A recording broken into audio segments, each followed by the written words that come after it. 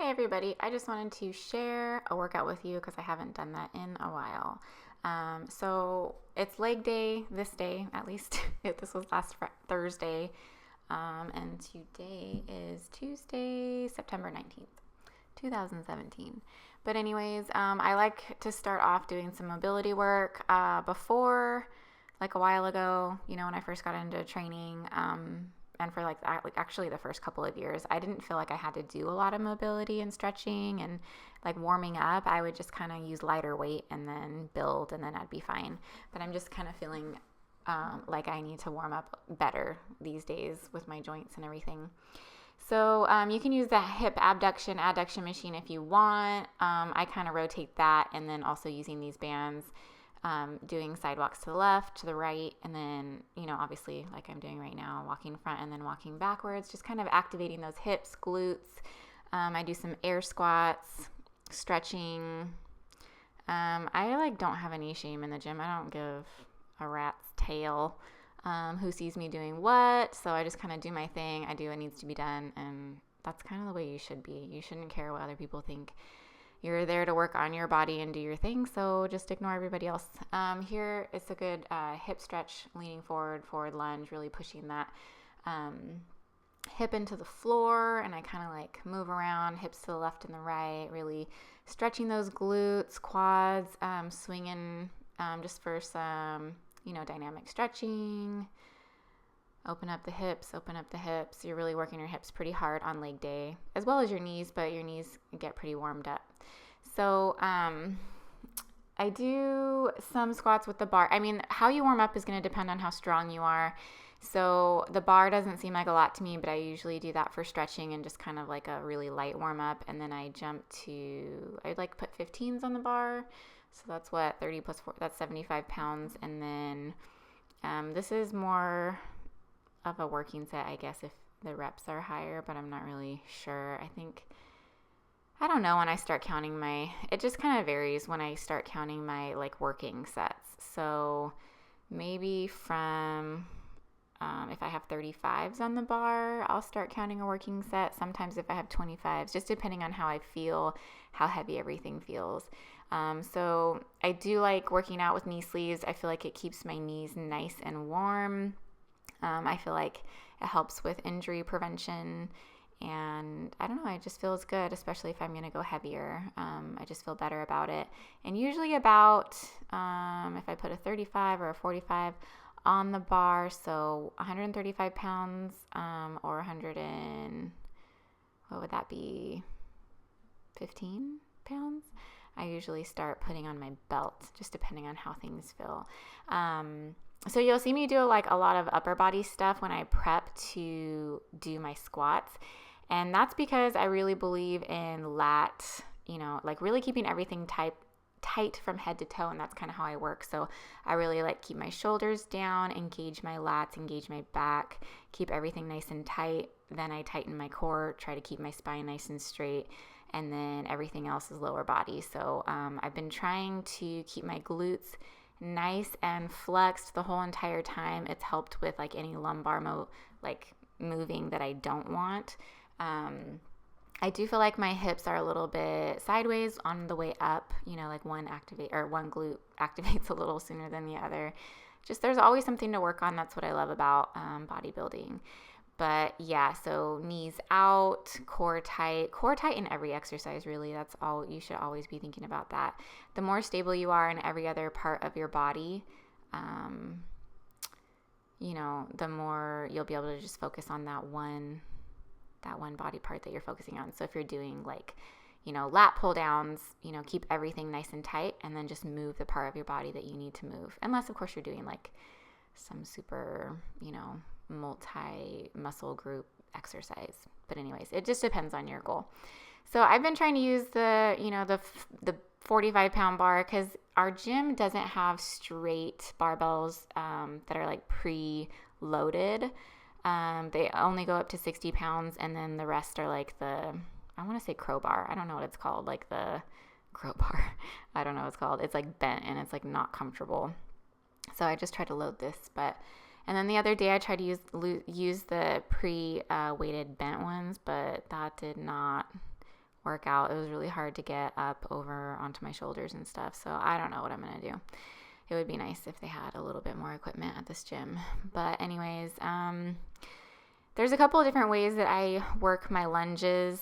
I lean kind of more forward over onto my leg when I want to work more of my quad, and then I'll keep my chest back and keep my weight further in my glutes, like posterior, when I want to work my glutes. I feel more of a stretch and like activation that way. I really, really like walking weighted lunges for glutes. It's like I'm sore almost every single time that I do them.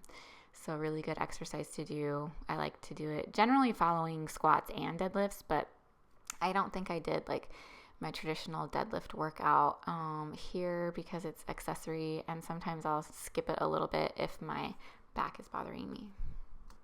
So here's something that I've been adding to my workouts, just single leg type stuff for balance.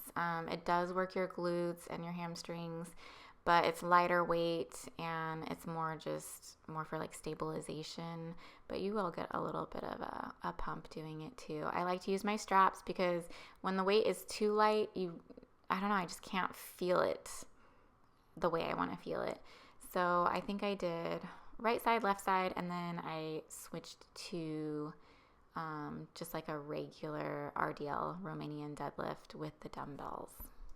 I'm a barbell girl, though. I really like using barbells. You know what? This is kind of it looks like kind of more like a straight leg. It's slightly bent, so it makes it, I don't know, it's probably like a hybrid between a straight leg and a Romanian deadlift, to be honest. But Romanians, you'll usually bend your knees a little bit more. So anyways, the next exercise we have up is with the Smith machine. What did I do here? I think a lot of the times I'll do like a hack squat with it. So legs forward with a wide stance squat. And then I also like to do reverse lunges. But anyways, again, with this, I like to keep my glutes as tight as possible. As you bend your leg, your glutes are going to release at the bottom anyways. There's no reason for any pelvic tilt, anterior tilt. Which means stick out your butt. Like you really do not need to stick out your butt.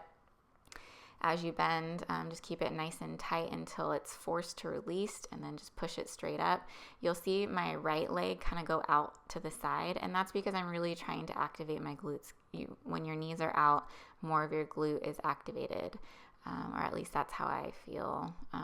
You have different parts of your glutes. It's layered, so it just kind of depends on what your goal is and what part of your glutes you're trying to work out. I really try to keep the weight in the front foot and use that back leg just for balance, and really try to step up using that front foot. All right, and so here I did end up doing some hack squats. Really, again, trying to keep my glutes activated the whole time. And these are like half reps, which I like to do. I like to do a bottom half rep set. A lot of times I'll do 4 or 8 or 6, and then I'll continue on into like an upper half rep set, which I can't tell if I did or not. And then I'll go into like 4 or 6 or 8 more full rep sets. So you want to do probably lighter weight with this. And then I was just kind of touching my back as a tactile cue to not get crazy. And here we have the infamous kickback. You can use like a glute blaster, butt blaster kickback machine, or there's all kinds of stuff that you can try to isolate your glutes. It's just kind of impossible to isolate your glutes completely because you're always going to be involving like another muscle group. So here I just try to feel a nice stretch in my glute forward and really contract it going back. Try not to use too much of your knee or just like other body parts. Keep everything nice and stable and straight. Try not to move your spine around. Just keep everything nice and stable so that you can really focus on those glutes. Mind-muscle connection is huge. I started doing a superset with kind of like a side, I don't know, it's kind of like a 45-degree angle if you're talking like back and side kicks. Kind of in between there, works a little different part of the glute. I just got sick of switching legs, because I'll usually do one side, I'll do straight back and then to the side, rest, back, side, rest for a second, and then I'll switch legs. For this video, I think I switched it up because I couldn't figure out what angle would be best to show you. So I did the right leg and then I did the left leg. But anyways, so yeah, nice and stable, slightly bent. Just kicking back, and then I don't know if you'll be able to see that like diagonal kickback as well.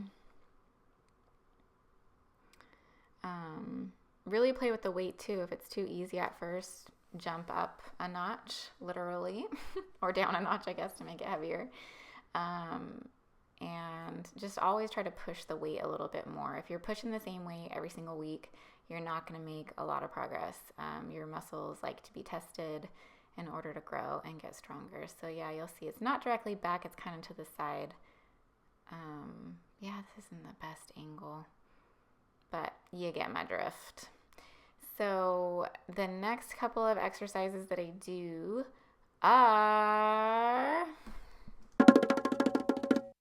to working. Just kidding. So hip thrusters. I haven't done these in a while, and it takes me a minute to like actually feel it. So I like to go nice and slow if I'm not really feeling the muscle work.